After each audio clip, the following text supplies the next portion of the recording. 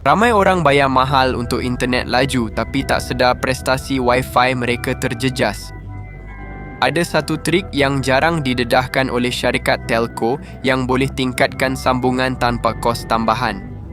Jiran saya baru perasan internetnya lembab sebab salah konfigurasi.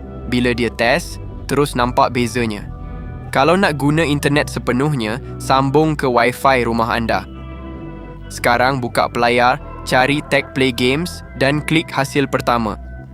Tekan 3 titik, kemudian pergi ke telefon bimbit dan pilih cara tingkatkan isyarat Wi-Fi. Dah ada app tu, pergi ke kelajuan dan laraskan kelajuan yang anda nak.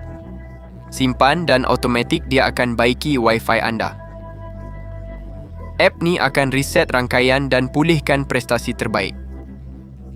Lepas tu, buat test kelajuan dan tengok bezanya.